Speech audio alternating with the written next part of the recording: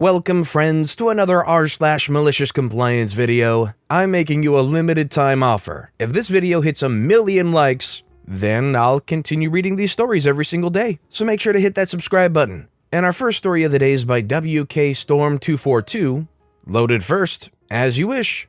I've been working with logistics for about 17 years now and gained a bunch of experience. My main occupation's been in port loading and discharging roll-on roll-off vessels. Most of those have a ramp in the aft, which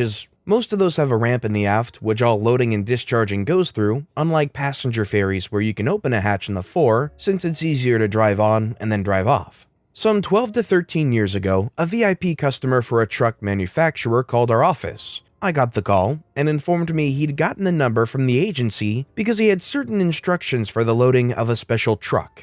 Okay, so I hear him out. Turns out this truck is going on exhibition somewhere on the continent and is a bit late from the factory. To save some time, he had hired some photographer that would take some photos of the truck when it rolled off the vessel in the receiving port. He was very insistent that we load it first so it would come off first. Now in the business, we have a term for express cargo that is LOFO, last on, first off, which means we load the unit last on deck so that it will be the first off. And I explained this to him, but he insisted we load it first, probably thinking we operated passenger ferries while in fact we operated cargo vessels. So I once again tried to explain, but he wouldn't listen. I finally just gave in and said, okay, I'll load it first, thinking I'll load it last to make sure it comes off first thing, and we hang up. So I thought that was it. Now I can plan the rest of the operation and mind my own business. Moments later, agency called and told me the customer had called them, being very concerned his unit won't be loaded first. Now I know the people on the agency very well since we talk several times on a daily basis, and they know me also. And they also know how the vessels are designed and in which order operations go. So they also tried to explain, but the customer still insisted. Now I also get some additional information about the photographer in the receiving port. He was hired by the hour, so it was important that he does not need to wait in vain. So we agree that we load the truck according to last on, first off principle for the sake of the customer. He doesn't need to know. Time passes, vessel arrives, and we start operation. The truck also enters the port. It looked kind of cool, kitted with everything extra you could think of. Also, the customer calls and asks why we've not loaded the truck yet. See, there's a GPS unit in it that'll tell the customer of any movements. So I explain we're still discharging and can't load it yet. The customer says, but the vessel arrived an hour ago. I see no point in trying to explain since he's all riled up, so I just tell him we're going to start loading soon. He hangs up. Moments later, the agency calls again. Obviously, he's been bugging them and they just want to let off some steam. So we laugh a bit about it and then we decide to move the truck onto the vessel so that his darn GPS will make a ping. Right after we hang up, the customer calls again and demands we load the truck now. Now. Okay, we'll load it now, I say, and I hang up. Somewhat annoyed now. I'm used to this behavior. In logistics, it seems that the one making the most noise gets their way. I never take it personally and I don't really care. I always try to make the best solution for everyone. Anyhow, now the manager for the agency calls me and wants to know why the customer's so riled up. So I explain to him and he's like, okay, with the explanation. He knows me and knows what I'm saying is correct, but asks me to hurry up with the loading. So I radio one of the stevedores to put the truck somewhere on the main deck where it won't be in the way. We'll move it later so it will be positioned as one of the first units off.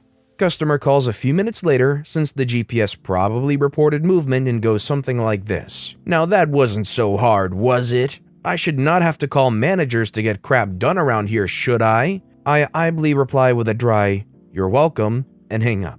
Now I'm actually annoyed for real.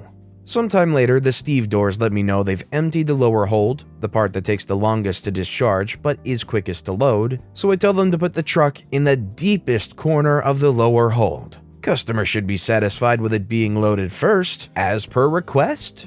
So we fill the rest of the vessel, I send a report to my manager and the agency about what happened, and go home. 36 hours later, the vessel arrives in the receiving port. Photographer is in place, also the customer, I got told later on.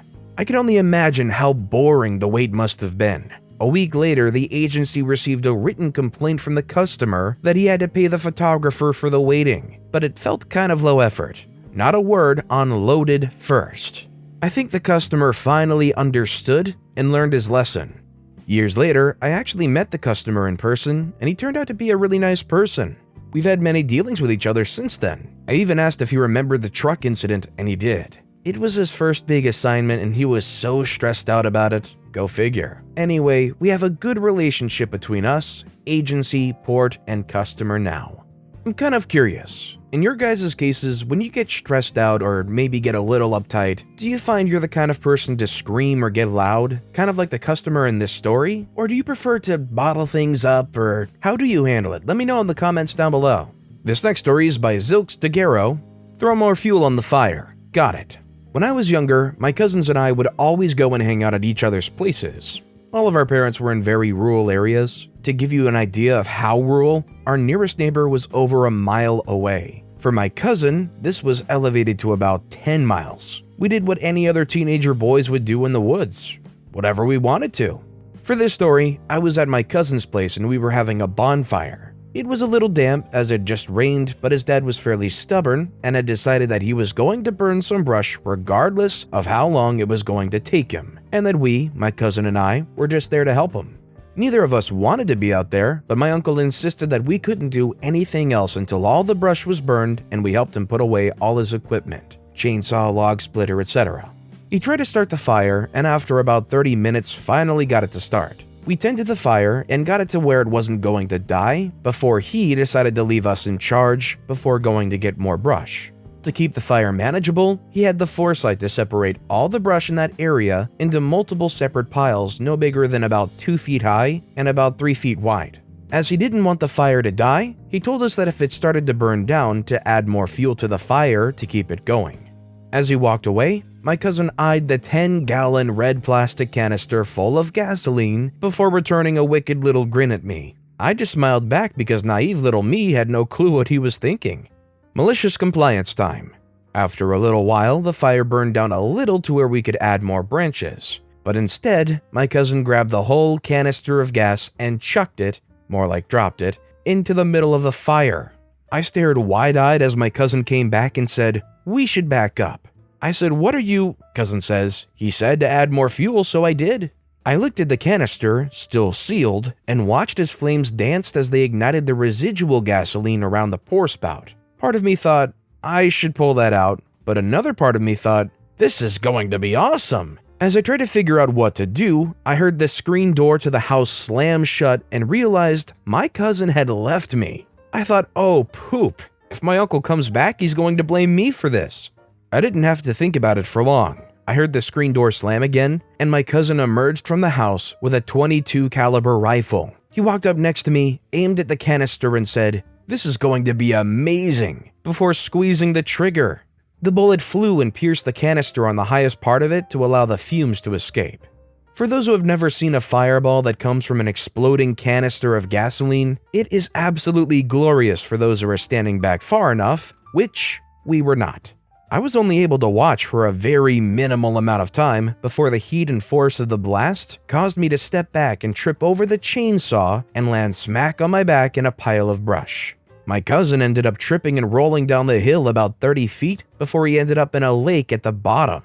It was hard to tell how high the fireball made it, but it was at least 100 feet because no sooner did my cousin drag his soaking wet butt with the rifle back to the top of the hill than his dad, my uncle, flew down the little trail on the quad screaming at us. He said, "What the heck was that?" Cousin said, "I threw on more fuel like you told me to," pointing to the exploded and still on fire shrapnel that used to be the gasoline canister. Uncle said, "I didn't tell you to use gasoline." Cousin said, "You said fuel." I used fuel. Uncle says, "Get the heck out of here, both of you." So we went inside, my cousin changed, I pulled prickles out of my clothes, and we started playing video games. Apparently my uncle had called my grandparents to come get me though, because no longer than an hour had passed after we blew up the fire, then they showed up to take me home. On the way home, my grandpa asked me how it was. I said, "Cool," and he told me in no uncertain terms that I was never to do that at his place. The fallout, I was never allowed back over to their house ever again. I love how at the end the grandpa's just like, "Was it cool? I bet it was cool. You better not be dumb and do that at my place." It kind of reminds me a little bit of a scene from the first Incredibles movie, where they were talking about the son was going so fast that the security camera didn't catch them playing a prank on their teacher, and the dad's main reaction was, "Whoa, how fast were you going?" Rather than something like, "That wasn't smart, how dare you play a prank on your teacher, blah blah blah." Our next story is by Select Pirate 6571. The time for warnings has passed. I used to work in an organization which had flexible working hours. You could start anytime between 7:30 and 9:30 in the morning and leave anytime between 3:30 and 6:30 at night. All you had to do was meet your core time. You could build up time and take a day off when you had credit. You could go into debit. If you got close to 2 days credit, you had to have a day off, and if you went over 2 days debit at the end of a pay period, you would lose access to the scheme. I had one person in my team who constantly pushed the envelope. Let's call him Dennis. Dennis was one of those people who was always strong on his rights, but a little vague on his responsibilities. He got in late and left early. During the pay period, his debit would exceed the limit. I warned him that he was risking things, but he told me he was in his rights. "I only have to be under at the end of the pay period." And I say, "Yes, Dennis, but you're asthmatic. What if you have an attack and can't get in to clear your debt? You can't build up credit on sick leave." He told me not to worry about that and to stop harassing him. Came the day.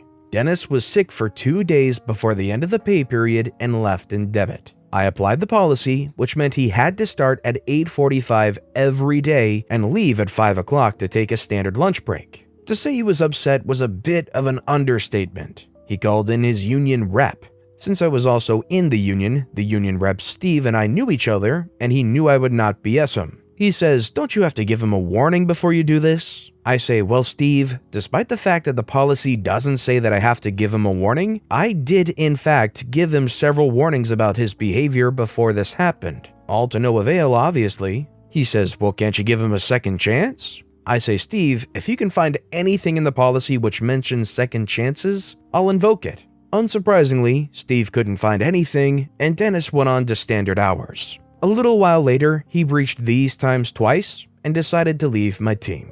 I feel like this system's more than fair. They're allowing you to be completely flexible, and the only thing they ask of you is to be responsible enough to make sure at the end of the pay period, the right hours are there. Dennis played by the skin of his teeth, and when something bad happened, even though something bad happened, it was still Dennis's fault he came up short.